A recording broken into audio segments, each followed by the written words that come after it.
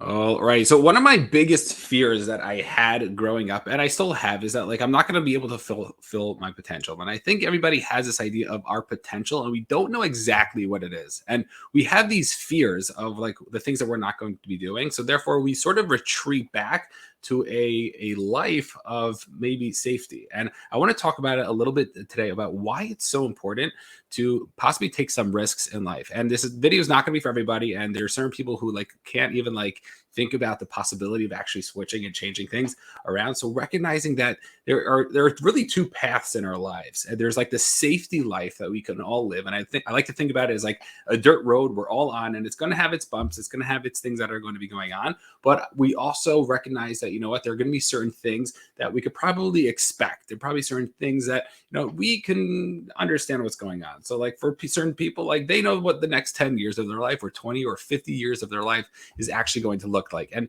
the fact that they do know that is great, but understanding that that might not necessarily be the life that they want. So if I would ask you, if can you predict the next, 5, 10, 15 years, and you say, yes, I can predict where my life is going to be. So is that something that you want to be doing? Yes or no? And that's really the question that we really have to understand what it is that we're going to be attacking today. So understanding that, number one, it's uncomfortable.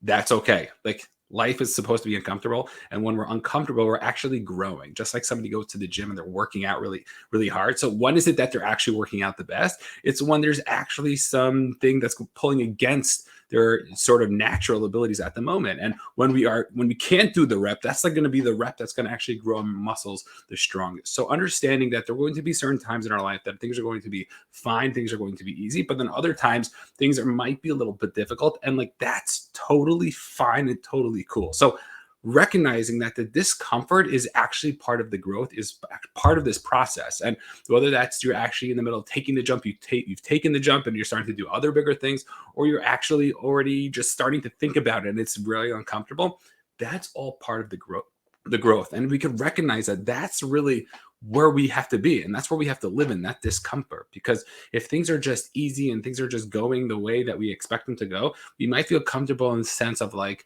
I feel nice and cozy, but at the same time we're also going to plateau, and then things aren't going to be working. I have one of the big themes about my masterclass that I put together is that we have to constantly be pushing ourselves and pushing ourselves out of our comfort. If we could start putting ourselves out of our comfort, then we're going to actually start to grow. And if we could start to grow, that's where true meaning and fulfillment comes out of life.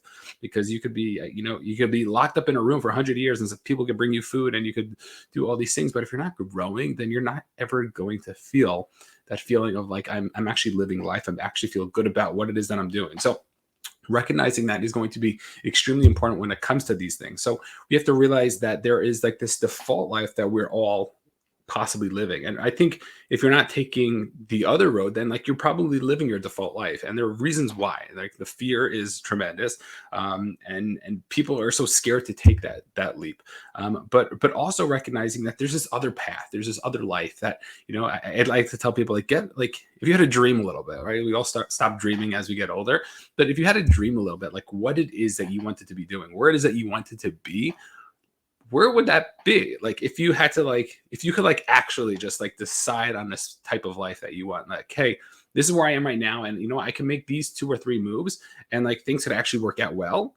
Like what does that life look like? And then we have to ask ourselves, is that life worth actually jumping into? And if we could start to do that, and we start to just imagine what that is, then we could actually start to do the things and live the lives that we want to be living. And so many people are so frustrated and they're stuck in terms of like where they are right now, and like they just don't know how to get out of it. So I'm going to break down my framework, my 5-step framework, in terms of what we can start doing right now to start working on the life that we want to be living. And if we can start doing that, then life gets exciting. And I think everybody has a unique perspective on this, and everybody could do different things, but realizing that there are certain things that we can do and certain things that we might not be able to do, but there are also certain fears that are holding us back from taking those steps. So let's just practically break it down, what it is we need to do. And if we can start breaking it down, we can actually doing those things. And I think one of the first places we have to recognize is that a lot of people are just, they're so scared, so they don't even think about the question. And if you don't think about the question, then we're just being naive, because what's going to happen in 20 or 30 years, you're going to look back and you're like,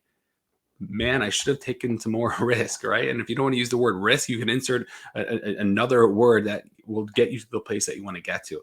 And it's so key and so crucial because like we're all here, we're all gonna like live to some time and we're all gonna die, and we're gonna look back at a certain point and be like, did I do what I wanted to do? And the crazy part is, even if you are somebody who is this high performer, somebody who's actually looking to do more, there is so much that we're probably going to look back and be like, shoot, I like totally messed that up. So recognizing that is key, and looking to see what it is that we could be living and how it is that we could be living our best lives.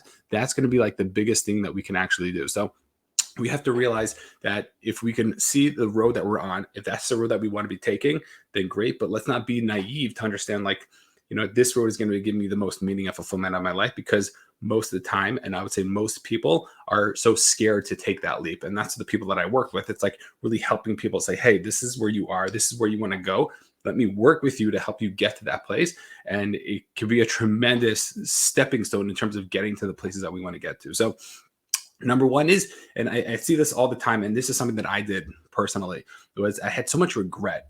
And I was so annoyed at myself because I would look back at my past. I would look back at my history and be like, oh man, like I should have done X, Y, and Z. I should have taken that job, or I should have quit that job, or I should have, done this, should have had more experience doing whatever it is. And you look back at yourself and you're just so frustrated about what it is that you are at, that you don't have the space to think forward, right? We can't think more productively because we're so stuck in the past. And if we stay stuck in the past, then we have to understand like we're going to be in the past and we're not going to be able to move forward. So recognizing that if we want to get out of wherever it is that we are, if we're not happy with the things that are going on in our life or the trajectory of where our life is going to be going, then we have to actually get ourselves out of there. And the first way is to cut off like the thinking about the past, because when we think about the past, we're going to be living in the past. It's like, I heard this example of like when you're driving a car, but like you're driving it based on like the rear view mirror. And if you're driving a car based on the rear view mirror, like you're not going to be able to drive properly. And so many people are so focused on the past, and not to say that our past is not important, but understanding that we have our past, we have to learn from our past and take the lessons from the past to the future. So instead of beating ourselves up and say, hey, you know what, this happened to me when I was, a kid, or when I was an adult, whatever it was, and I'm going to take that with me, like that's not going to help us move forward and be productive. So recognizing that is extremely important, it's extremely crucial in terms of what it is that we want to be doing. So that's number one. Number one is do not regret the past. Number two is we have to start exploring, get creative. Like I said earlier, like we have to be the kid and start dreaming a little bit about thinking about like, what is possible, even not that we have to actually take the action yet, just like what is possible. Like if my financial situation is terrible, like what can I start doing? Can I start making an extra $5,000 a year? Can I start making an extra $50,000 a year? Can I start making an extra $200,000 a year? And then we can start asking ourselves these questions, and we can start to get creative in terms of what it is we need to do. Because most things you can build backwards. You can reverse engineer it and set up your goals and start doing the small things. And it doesn't mean your life needs to drastically change today in terms of everything you're doing in it, but you could start taking small steps that are going to drastically change your life in 5 years from now. And that is really cool. And that's like where we want to play, is like what is going on in the future, how we can actually start taking these things and start doing all of these, all these changes. So recognizing that is going to be something that is going to be tremendous in terms of like the productivity that we have. Is we have to educate ourselves. Some people just don't know what they don't know. And like, that's fine. But like, you got to start knowing. I had this kid who one time reached out to me. He's like, I don't know what I want to do with my career. And I was like, well, if you only know about like 3 possible job opportunities, you don't like any of them. So like, you got to find out more opportunities. You have to see what else is out there. And it's exploring, it's speaking to people, it's reading books, and recognizing, there are other things. Like I personally didn't know like coaching was like a thing that I could actually do, not alone actually use to help me, get to wherever I wanted to get to. So recognizing that there are things out there that we just don't know about. And if you could just start to get a little bit creative in terms of what it is we want to be doing, how it is we can start doing it, then we can start to just imagine it. And the third point that I want to talk about is recognize that like it's going to be tough. Taking that leap is going to be tough. There's going to be a change that's going to happen. But the change from 0 to 1 is a lot bigger and a lot harder than 1 to 10. So whether it's just starting out on working on some type of side gig, whether it's something that, I want to take the leap. I want to, maybe quit my job because I hate my job, or I want to, start working on this relationship because this is something that's important to me, or I want to like start working on my health. So recognizing if we could do these things and actually start working on them very slowly, like we'll be able to get to the places that we want to get to. And that is the key, because we have to realize that there is going to be a jump. The question is, how big is it going to be?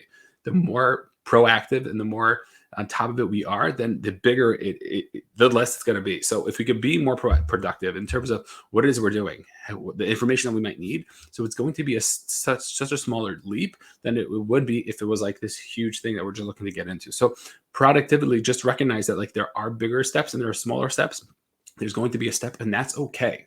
Like people get so scared about the step, and it could be scary, but if you have the right support team, then you could actually doing that. And that's the next point I want to make is like get the help, get the support that you're going to need, whether it's a coach, whether it's a friend, whether it's a community. Like thank God we have like this amazing WhatsApp community of 600 people that are just literally there to help support each other to grow and do amazing things. So there are people out there, free groups that you can join to see, what it is that I want to be doing and have the support of people around you. And, so many times one of the biggest questions is like, well, I'm on board, but my spouse is not on board, right? How many times you get that?